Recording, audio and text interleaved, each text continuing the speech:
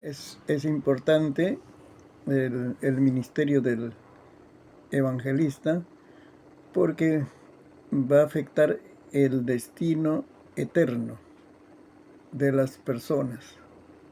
Por eso se predica el Evangelio del Señor. El ministerio de evangelismo unido a los demás ministerios puede causar un gran impacto hacia muchos países del mundo. De ahí siempre enfocando el trabajo en equipo. No es solo el evangelista, no es solo un ministerio de evangelismo, sino tiene que unirse con los otros ministerios y con la institución de la iglesia.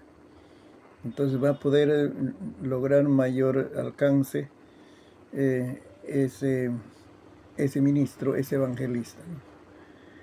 El ministerio de evangelismo, trabajando con los demás ministerios y varias denominaciones, se puede lograr un impacto social en la cultura de los países de un continente. En verdad, el mensaje del cristianismo es tan necesario, es de mucho provecho, es para el bien de esta sociedad. Pero no estamos logrando ese impacto cultural. Eso es lo que nos falta. En verdad hay personas cambiadas, familias cambiadas, pero que un país cambie por la vivencia, ¿no?, de los cristianos, mm, eso está en un proceso. Es ahí entonces donde se necesita, ¿no? La iglesia necesita ser restaurada a su modelo original. O sea que en la iglesia de Libre de los Hechos, eso afectaba toda la cultura de ese tiempo. Por muy perdido que esté, había persecuciones, todo eso, pero no podían resistirse al mensaje del Evangelio.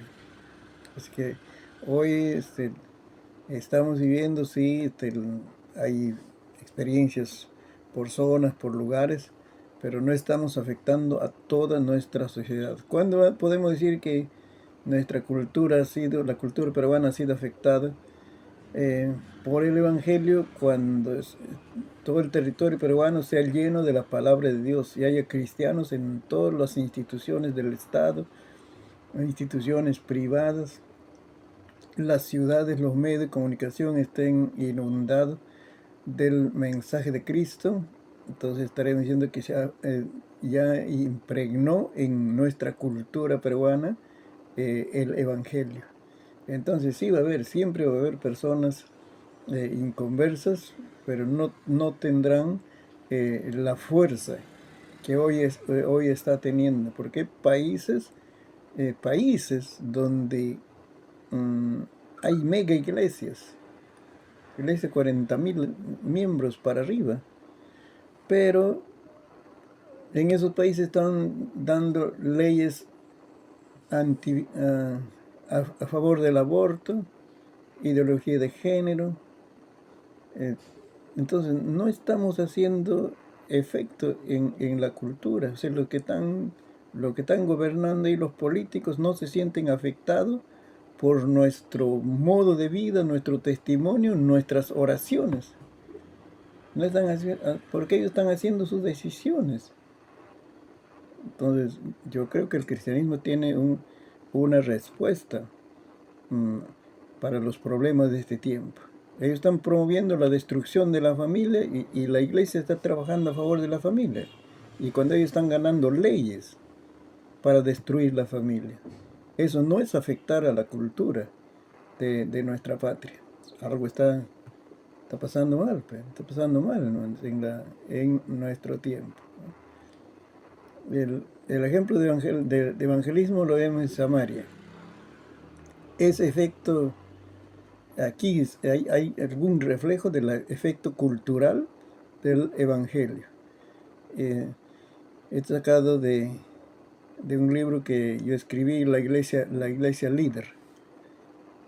Por la gracia de Dios estoy ya incursionando en elaborar libros. Este es producto de un pasaje, un capítulo puede ser, de ese libro, La Iglesia Líder. Mira, en Samaria, ¿qué pasó? Había un pasado en Samaria. Antes que llegara el Evangelio, ¿quién era la cabeza espiritual de la ciudad? El mago Simón. Esa es la condición espiritual de los pueblos y ciudades cuando no llega el Evangelio de liberación. El enemigo tiene ventaja para promover toda suerte de maldades, porque la iglesia está ausente y en esa ciudad no hay oraciones al Dios Altísimo. Entonces el imperio maligno se desenvuelve con naturalidad, ¿no? Ese personaje, el mago Jesús, eh, lo designamos aquí como cabeza espiritual. Dice. ¿Qué había hecho en la ciudad? Había engañado. Y este producto del imperio de las tinieblas, él trabaja con el engaño. Y a toda la ciudad, él no los llevaba a la verdad y a la libertad, sino los llevaba al engaño, ese mago. Ese es uno de los recursos del reino de las tinieblas. Considere Génesis 3, 1 al 6, engañó a Eva, el imperio maligno, ahí vemos su operación, engañó a Eva. Segunda Corintios 11, 3 nos dice que trata de engañar a los creyentes sinceros y fieles. A ellos apunta. Creyentes sinceros y fieles a Cristo. Así que, ¿y los carnales dónde estarán? Pues, engañados por tantas mentiras que hay provenientes de este imperio de maldad. ¿Con qué mentira había engañado? Haciéndose pasar por algún grande. Y la gente decía, ahí dice el texto, este es el gran poder de dioses. Este es el gran poder de Dios. Entonces, es el engaño. Pues. ¿Cómo se llama eso? Religión. Es que con sus magias realizaba cosas asombrosas, supuestos milagros, sanidades, y lo hacía usando el nombre de Dios. Mucha gente va a los brujos porque usa el nombre de Dios. El diablo falsifica, no imita las obras de Dios. Esa es la palabra, falsifica. Su intención es presentar, ofrecer lo falso para engañarte.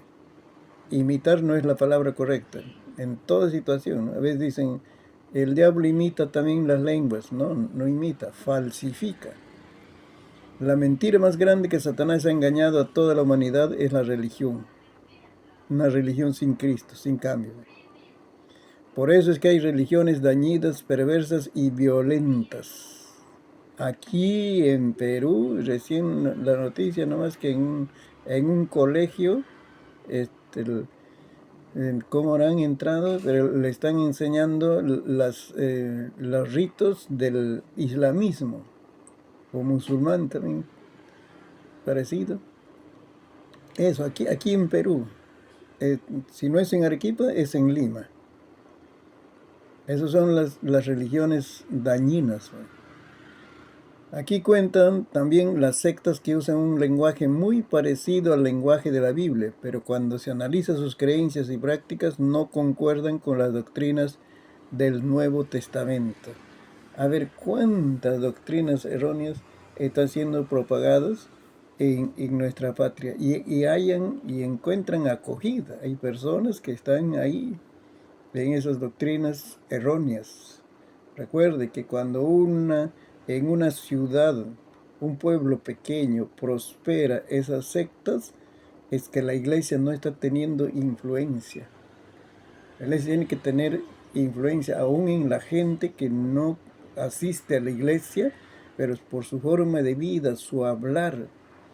Entonces debe comunicar estas verdades de tal manera que la gente diferencie lo que es una secta. Pero lo triste es que a vista y paciencia de los cristianos, las sectas están poniendo ahí sus templos, lugares de reunión. Eso no es. Y no lo ven como algo preocupante, sino una secta así por ahí.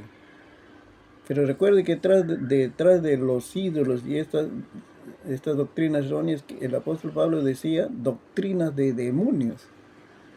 O sea, hay operación de espíritus malos. Entonces no podemos pasar por alto, pues. No es un asunto de que sencillamente hay libertad de culto y que hagan, pues. Nosotros seguimos acá, como tenemos gente suficiente en cada culto y que esté feliz la caja.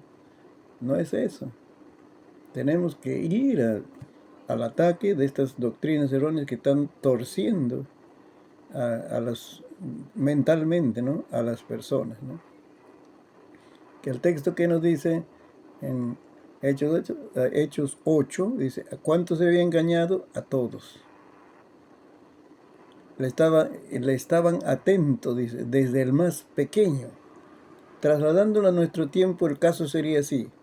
Simón estaba en las primeras páginas de los diarios, entrevistado en los canales de televisión. Su imagen estaba en los afiches, póster en la casa de los ciudadanos mayores, en el cuarto de los jóvenes. Su imagen estaba en calcomanía en la lonchera de los niños. Esta ya es mi creatividad, ¿no? Había canciones alusivas a esa magia. Así podemos describir un país donde prevalece la cultura del engaño. Ese engaño lleva a una vida pecaminosa, y cuanto más practican esos pecados los ciudadanos, las próximas generaciones tendrán una inclinación hacia esos pecados. A todos, dice, ¿eh? Y cuando la Biblia escribe esto, no creo que esté escribiendo en términos simbólicos. Así estaba, ese es el pasado de Samaria. ¿Por cuánto tiempo había engañado? Por mucho tiempo. ¿Cuántos años el engaño estaba reinando y Simón era la cabeza espiritual de Samaria? Cuando el Evangelio llega a una ciudad, tiene que haber lucha contra la historia de pecado de esa ciudad por todo el tiempo de su existencia. Allí en Samaria ya se había creado una fortaleza del enemigo, que nos habla en 2 Corintios 10. Esto es para seguir analizando, ¿no? Pero Samaria también llegó a tener un presente. Cuando llegó Felipe, el evangelista, ¿no?, a Samaria, les predicó el evangelio. ¿Sobre quién les predica? Ese es el asunto, sobre Cristo. No sobre su persona, su denominación, no, sus criterios doctrinales, sino presenta a Cristo. Ese mensaje es lo que va a liberar a la gente del engaño.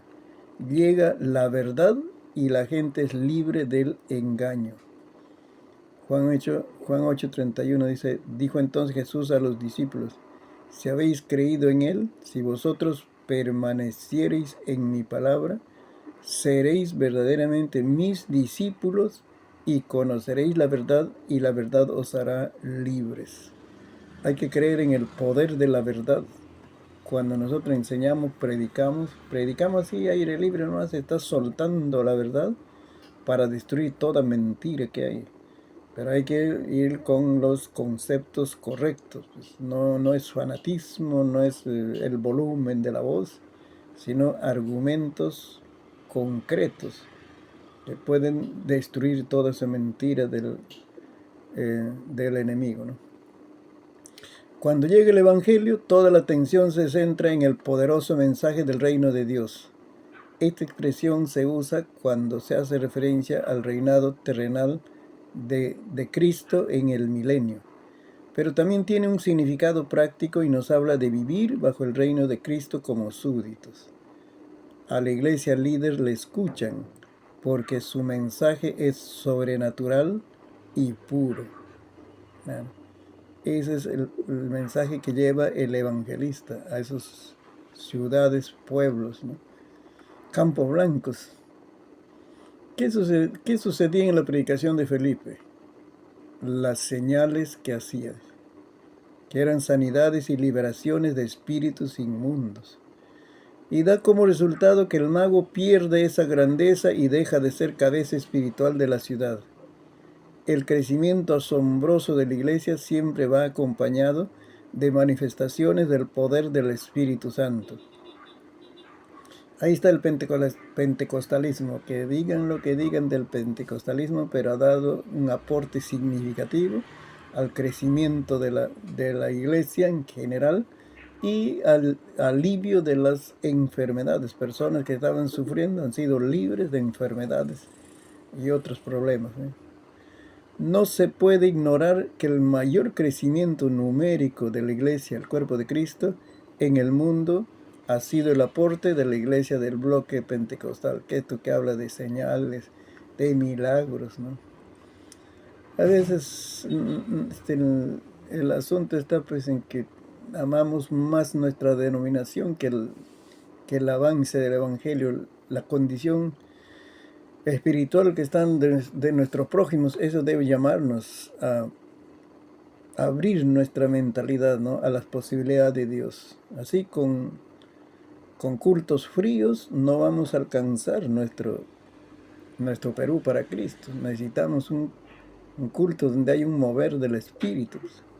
Y es ahí donde la gente va a percibir la presencia de Dios, ¿no? ¿Qué pasó entonces? La iglesia de Samaria.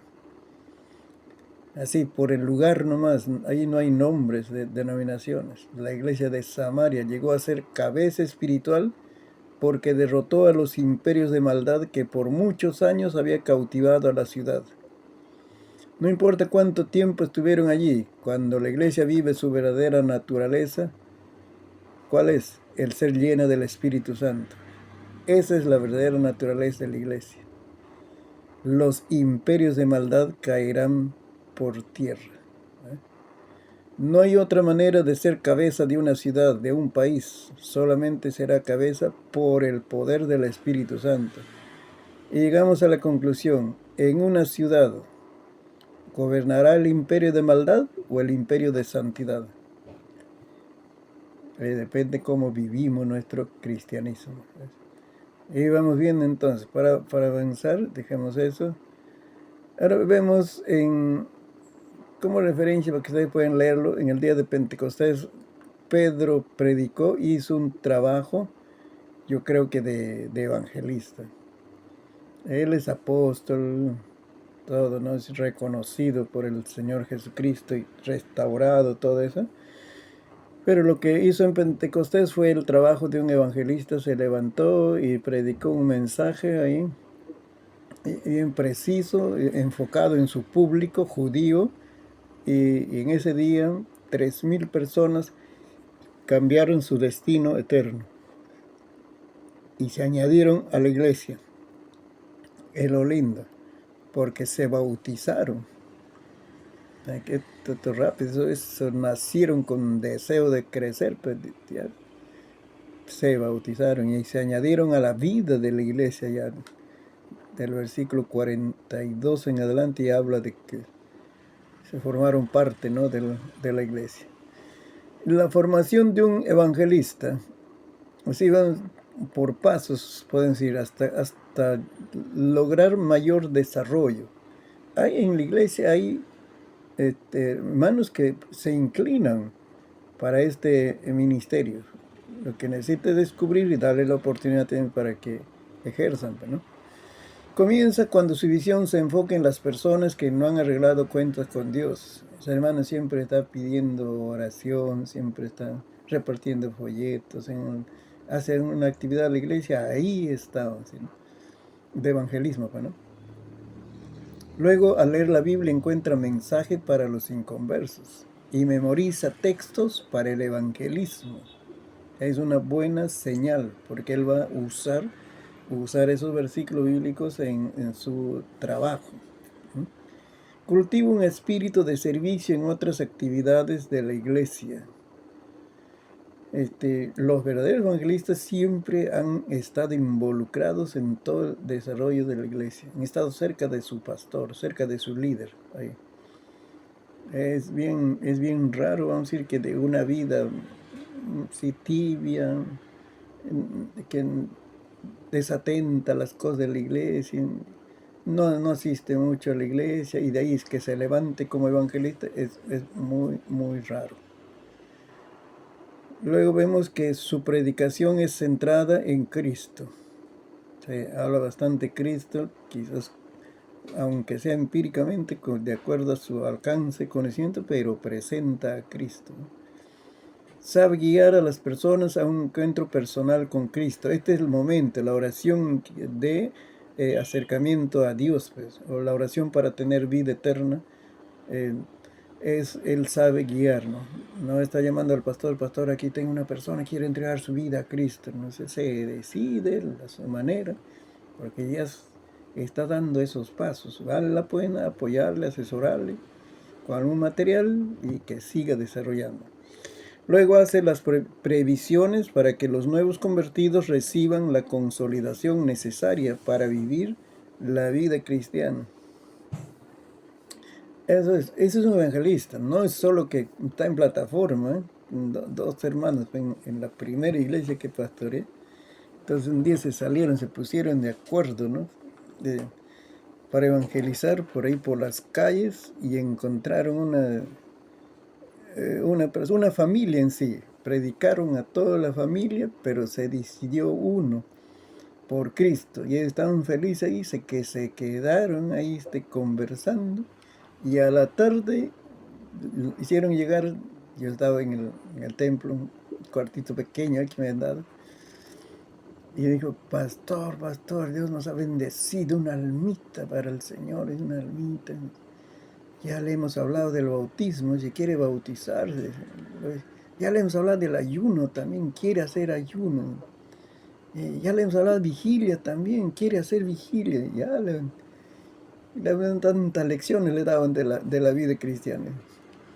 En su delante no puede decir nada, y le dije, qué buen trabajo han hecho, hermanos, y bienvenido, ya con él, ¿no? Recibiéndole. Era así, los evangelistas, ese es el evangelista, no solo llegue y voy a aumentar mi informe ya, cuántas almas ganadas tengo, ¿no? Él se preocupa cómo va a vivir ese nuevo convertido. Esa es una buena señal. Luego aprende a trabajar en equipo con otros evangelistas, aprende de otros, pues. Ahí está, y con otros ministerios.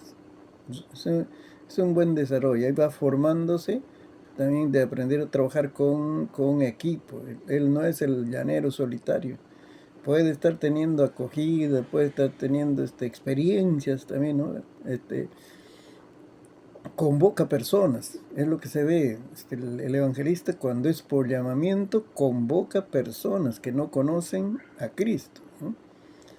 Luego organiza solo o con otros evangelistas y colaboradores un ministerio de evangelismo, ya con la experiencia y también ya reconocimiento de la iglesia. Y entonces ya se decide organizar un ministerio. Ahí necesita el asesoramiento de su pastor, su autoridad. Entonces, si está pensando ya trabajar, este es su ministerio principal. Entonces, darle más desarrollo necesita organizarse. Y entonces va a buscar en oración, y por la provisión de Dios va a haber otras personas también que se unen a esa visión. Es muy saludable, porque hay todo un mover ahí. Un evangelista necesita otras personas para poder desenvolverse. Y porque no estaban pensando solo que va a quedarse a nivel de la ciudad.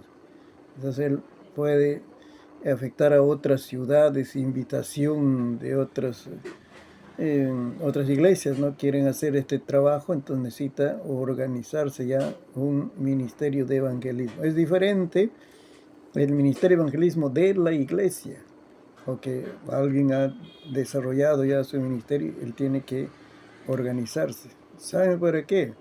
Para que haya mayores resultados, le invita a la iglesia, por ejemplo, una iglesia le invita, porque ha visto testimonios y todo eso, pero entonces su coordinador, su mano derecha, así decir, hermano, pero necesitamos de preparación.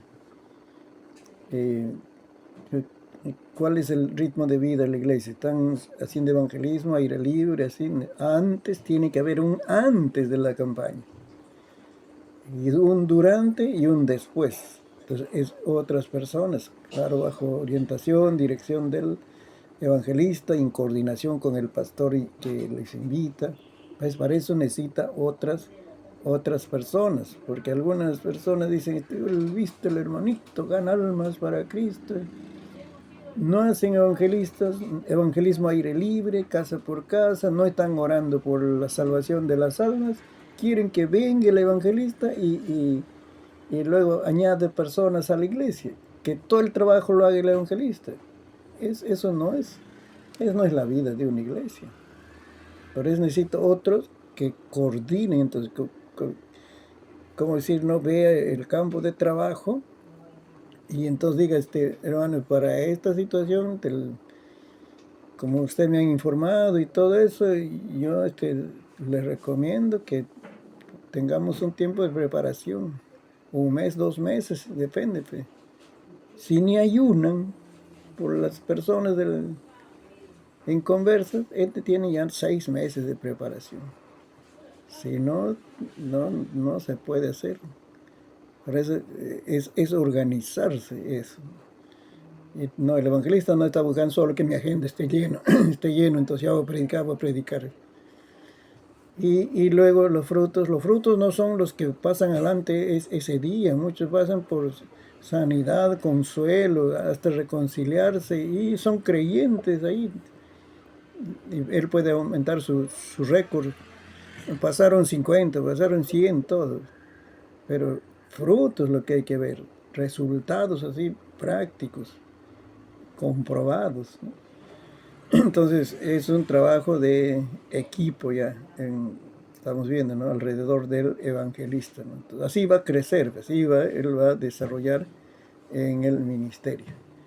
Y luego ya pone al servicio de las iglesias y la organización nacional sus servicios para desarrollar eventos de evangelismo y capacitaciones a la iglesia local para el evangelismo.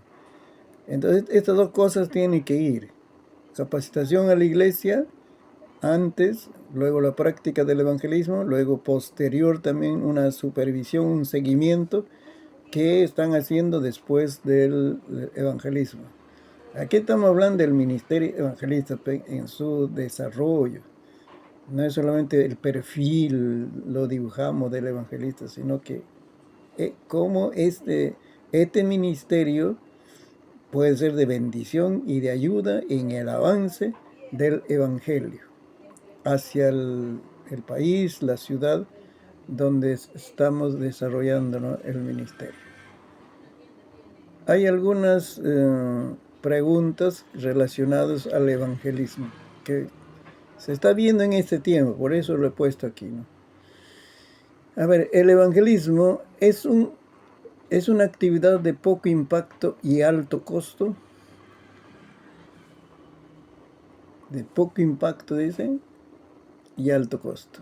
Esto porque según algunos los resultados reales de personas, ¿no?, que se integran a la iglesia es muy bajo. Ojo, que se integran a la iglesia, no que pasan adelante. Es muy bajo. Entonces aquí los estudiosos no es que no están de acuerdo con la campaña, sino son las realidades. Las campañas en estadios y todo eso dice que logremos el 5% de toda esa lista de los 500, 700, 1500, que logremos que el 5% se integre a la iglesia, es un éxito. Eso dicen los estudiosos, ¿eh? Y de campañas con evangelistas reconocidos y todos los detalles que la publicidad, entrevistas necesarias, pero una campaña dice que se logre el 5% de los que pasaron adelante la lista, pero ¿no?, que se integra a la iglesia, es un éxito. Por un lado se ve los altos costos de una campaña evangelística a nivel nacional o regional, puede ser en este caso, en un estadio. Nosotros celebramos hace años con un evangelista reconocido. El costo promedio fue $100,000. $100,000 una campaña, 3 días. Así que es un costo carísimo. ¿De dónde sale?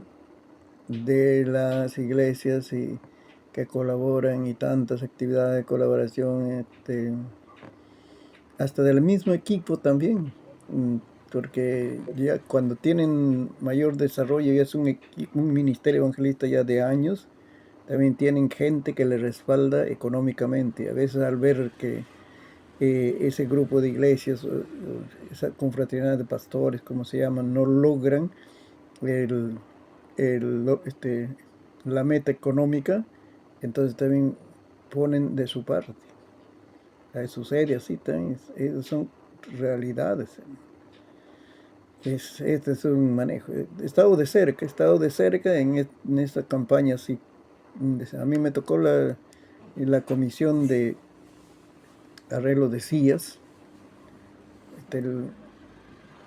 Poníamos sillas en el estadio, pero no, 4,000 sillas cada tarde, y teníamos que recoger porque el gras se malobra, y entonces que no se quede todo el día, toda la noche, y además el viento lo llevaba las sillas de plástico, lo malobraba. Entonces teníamos que ponerlo en la tarde y recoger después del culto. 4,000 sillas, eso fue mi trabajo. Ya estaba en todas las comisiones, todo, y por eso es que sé de lo que es una campaña evangelística así. Entonces por eso dicen que es una actividad de poco impacto, o sea, pocos son los que integran a la iglesia, y se gasta bastante. Por otro lado, está que uno es el informe de los resultados de decisiones en el estadio y otro es el informe de personas que llegan al bautismo en agua y se integran a la iglesia. Entonces, esto ya lo segundo lo pueden tener los pastores, donde llegan las tarjetas. ¿Cuántas personas de esa campaña llegaron al bautismo de agua? Es una buena señal. Los que se convirtieron ya están, porque hay consolidación, todos se llevan las clases, se le visita y todo, y después ya, como se le habló de bautismo, dice, entonces yo también quiero bautizarme. Eso es una buena señal, porque están tomando en serio, no están solamente a ver cómo me va en esta iglesia y que me quieren o no me quieren, etc.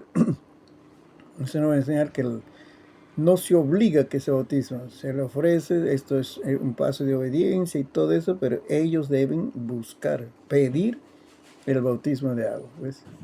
Ese es el informe diferente del informe de decisiones en el estadio. Cantidad de tarjetas puede haber, pero luego a los meses, 2 meses o 3 meses, busquemos el informe de los pastores de las iglesias.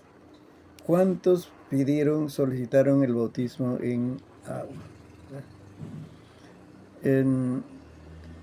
Eso es. Pero el consuelo, ¿cuál es, hermanos? Para que no se desanimen de campaña. Esto es una siembra de la palabra al por mayor. Se siembra la palabra porque se sacude la ciudad. En ese caso nosotros tuvimos entrevista en la radio, los periódicos locales, ¿no? También sacaron, unos hablaban a favor, otros en contra. También, ¿no?, se ha venido a llevar por lo menos $10,000 ese gringo, ese evangelista, pero otros también hablaban a favor, ¿no?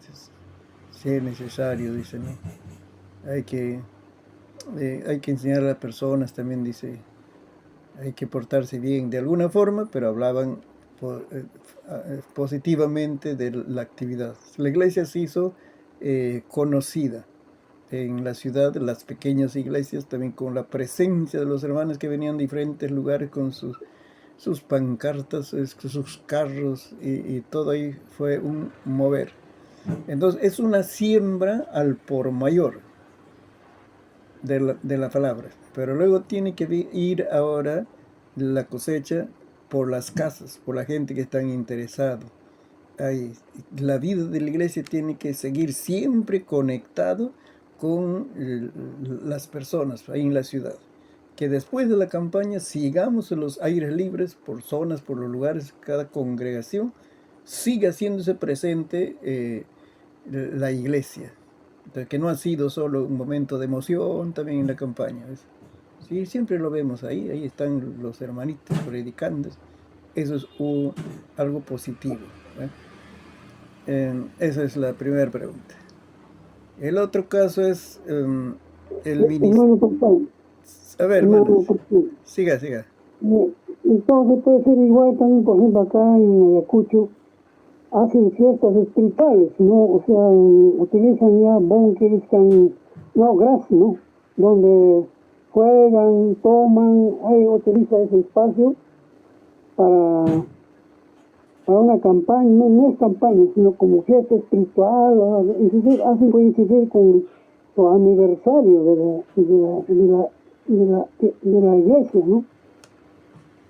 También el gasto es igual, que a veces cero almas ganadas, pero inversión para la comida y otras cosas. Entonces también fíjate, siembra al por mayor, pastor. Este, Eso es, hermano. Vale la pregunta. ¿Qué pasó en nosotros como iglesia hablándole? Nosotros celebramos aniversarios, siempre eran nosotros, invitamos a las iglesias, nuestros hermanos, ahí hacíamos el gasto, todo. Y entonces ya en una ocasión de mi esposo salió eso. ¿Y qué tal si en este aniversario todo lo hacemos evangelístico? Y los hermanos este, apreciaron, sí, vamos a hacer como nunca lo hemos hecho, pues. Entonces, ¿qué pasó? Viernes, evangelismo, parejas mayores, un tema de familia, pero evangelista. Sábado, jóvenes, un predicador joven. Domingo, evangelística, también. El culto central fue de aniversario, también evangelístico. Hermano, tuvimos resultados, pero se enfocó evangelísticos. Claro, se gastó el alimento, tuvimos que dar. Es propio de un aniversario, ¿no? Invitamos a las demás iglesias, también se contagiaron. Mira, las otras iglesias también trajeron sus invitados y tuvimos resultados. Entonces, eso podría ser, pero si solamente vamos a hacer la fiesta para nosotros, y yo le decía del aniversario, ¿no? Un aniversario significa que hemos pasado un año y entonces hemos logrado algo. Sino, ¿qué celebramos? ¿Qué celebramos? Solamente el año que pasamos. El año pasado hemos estado 100 creyentes. Y este año, el mismo aniversario, 100. A veces menor, ya 95. ¿Qué celebramos? Tienes que enfocar. Entonces, el pastor ahí puede orientar y decir, ¿qué tal si lo hacemos evangelista? Nos preparamos, sí, es aniversario y todo, pero nos enfocamos en evangelista. También puede ser, aprovechamos, pues. Es una idea nomás. El otro, con los grupos familiares, ¿qué hacemos? El ministerio de evangelista fue opacado por los grupos familiares o las células. ¿Por qué? Los líderes de células y los integrantes evangelizan como parte de su obediencia a la gran comisión. Eso es natural. Que los creyentes evangelizan y son de bendición a su vecindad es digno de felicitarles. Eso es bueno. Pero a veces hay pastores que se entusiasmaron con los grupos familiares, todos dicen, no, ya no, nada de evangelismo a la ciudad, nada de campaña, algo así. Pero ¿y a los evangelistas dónde lo ponemos? Ahí está. Entonces, es bueno. Es bueno este trabajo de los creyentes evangelizando. Sería saludable, muy bueno que los creyentes practiquen el evangelismo, y eso los grupos familiares, las células, ya lo tienen como una actividad constante, ¿no? Está bueno. Pero los evangelistas tienen un llamamiento divino y sus frutos se describen en la Santa Biblia y en la historia de la Iglesia.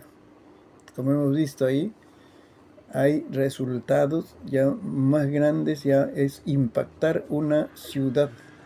Y en la historia de la Iglesia, ahí no lo describen como actividades evangelistas, sino lo describen como avivamientos.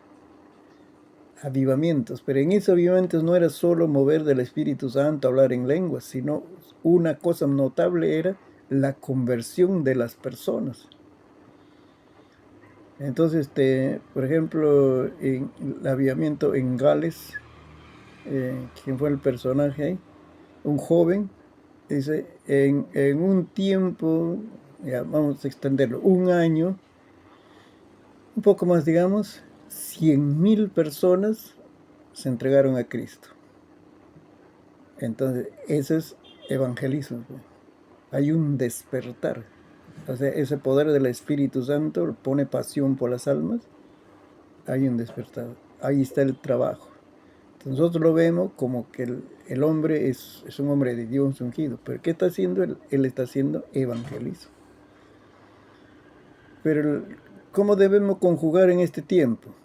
El unir estas estrategias de células y grupos familiares con el ministerio de evangelista darán mayores frutos, esto debe decir frutos, en la evangelización. Es lo que debemos hacer. El unir el trabajo de las células tienen, grupo familiar tienen su tiempo de vacaciones, ¿no? Entre enero y febrero, por ahí es tiempo de... ya no hacen células, sino a la iglesia central, así hacen oraciones. Ese es su ritmo. En una iglesia estoy viendo de cerca. Y entonces allí puede ser ese tiempo. O conjugamos, coordinamos un espacio para dar ese impulso. Imagínate que de cada grupo familiar, zona, como llaman, traigan los hermanos traen a sus familiares invitados que ya han estado hablando, porque esas son gente bien así movida en el evangelismo y va a haber mayor resultados. Se puede, no son competencia en sí, se puede coordinar los esfuerzos y se lograría mayores resultados. En otro, el ministerio de evangelista compite con el trabajo misionero. Es otro asunto en que he visto. A veces los misioneros, todo lo que están con misioneros, hay hermanos, ¿eh? Gracias a Dios, la Asamblea de Dios tiene 103 misioneros en el extranjero, trabajando en campo. Entonces todo lo ven misiones. Y luego dicen, hermanito, organiza tu departamento de misiones. Eso es. Y con eso ya puede ser evangelismo, también ahí en la iglesia, todo eso. O sea, todo lo ven misiones. Y otros dicen, no, yo tengo ya mi ministerio de evangelismo, estamos trabajando. Entonces, por eso es que no puede tener este departamento de misiones, ya no hay en la iglesia. Entonces, por eso es que se ha hecho diferencia. Respondemos, no son competencia. El ministerio de evangelismo y el ministerio misionero de la iglesia local no son competencias. Y no debe ser. Pero sí tienen diversas formas de desarrollarse. Eso hay que reconocer. La obra misionera tiene una estructura de organización donde están articuladas varias instituciones, como son la iglesia local. De aquí, esta iglesia local puede ser que aporta económicamente o que de repente de ahí ha salido también el misionero o la misionera. Ahí está la iglesia local, que tienes esa visión misionera. Y vas a conocerle que en su local hay banderitas hay de los países.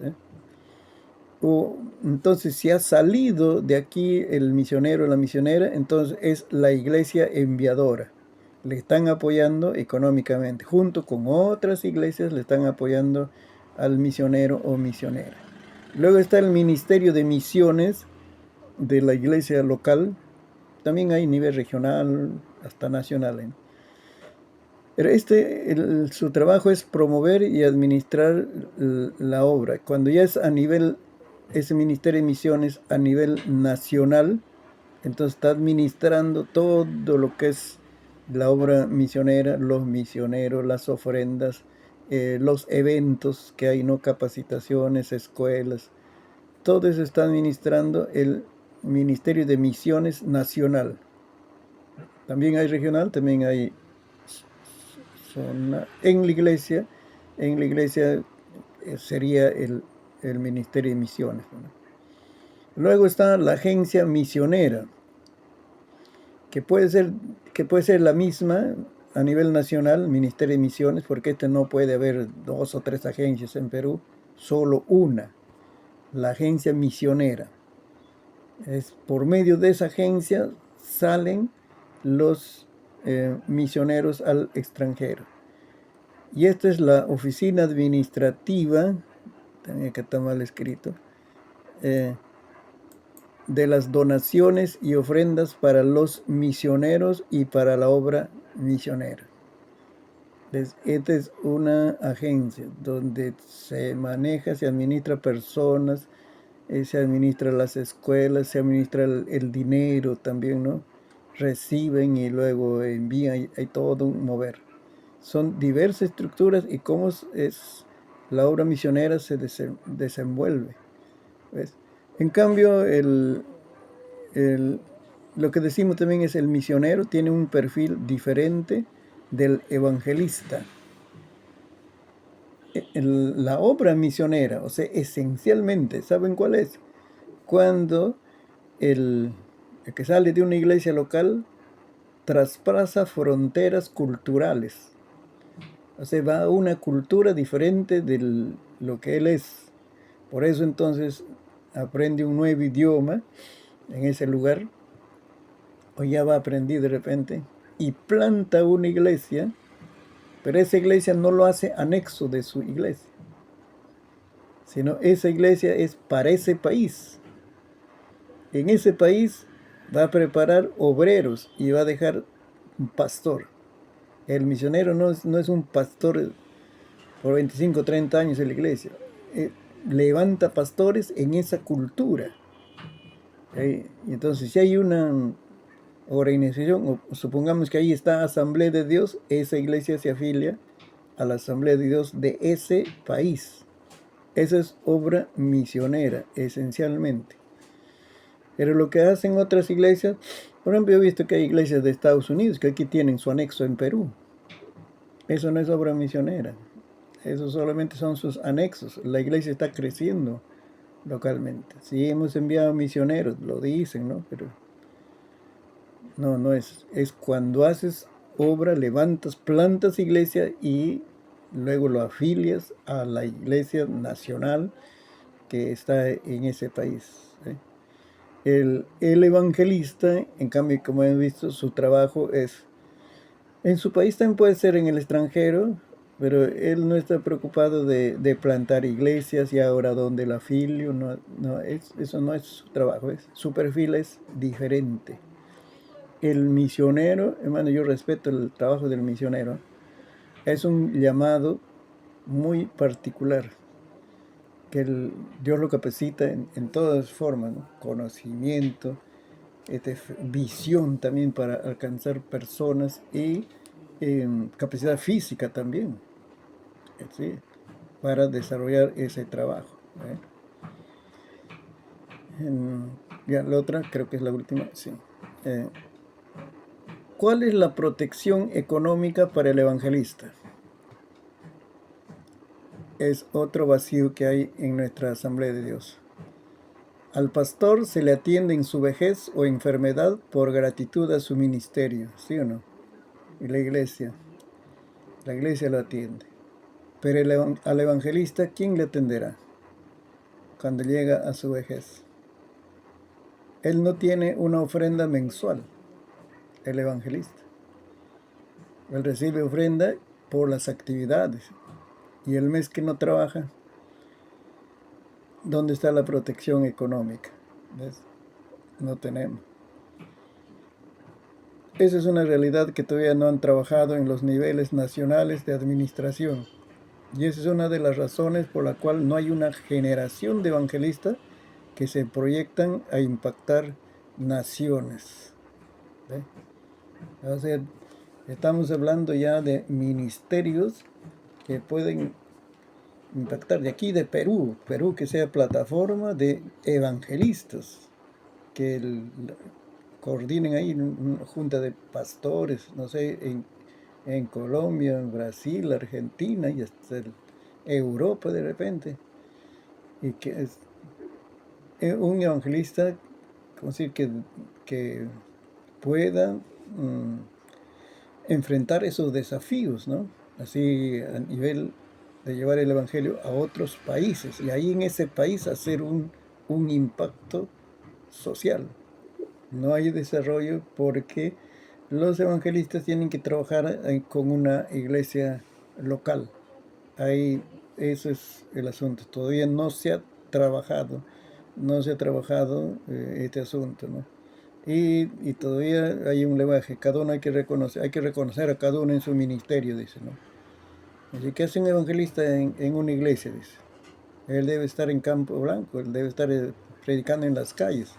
Pero ¿quién le brinda la protección económica al evangelista? Cuando no sale en campañas evangelísticas o cuando está enfermo o cuando llega a la vejez. Esas son las cosas que hay que meditar, aportar también, porque si no, no vamos a tener evangelistas de talla mundial. El que apoya a un evangelista va a recibir recompensa de evangelista. Recuerde eso. Cuando estás orando, estás apoyando, ahí estás con la visión, hermano, de alcanzar el mundo para Cristo, vas a recibir recompensa de evangelismo. Mateo 10, 40 del 40 para adelante, 42. Así que al misionero también, cuando le apoyamos en esa visión, en esa oración y hasta económicamente, según nuestras posibilidades, ese misionero va a tener resultados allá en ese país. Pero la recompensa también viene a ti porque estás apoyando con tu esfuerzo, tu palabra, tu ánimo y tu economía. Pues Dios es glorificado, Dios es fiel. Todo lo que hacemos por la obra de Dios va a tener su recompensa. Así que hermanos, estos son también hay que ver no solo lo hermoso, lo bonito que es estar en plataforma, hay que ver las realidades también en que los siervos de Dios se enfrentan de acuerdo a su ministerio que el Señor le ha dado. El pastor sí tiene una tranquilidad económica porque está en una iglesia constante ahí. De repente no es conocido ni en todo el Perú. Ese es su llamado. No debe sentirse incómodo en que no ha viajado por todo el mundo, porque es el llamado que uno aprecia y lo disfruta, vamos a decir. En cambio, los otros ministerios van a ser siempre viajeros. Que Dios nos ayude, hermanos, en aportar todo para el avance de la obra del Señor. Muy bien, llegó nuestro tiempo de descanso.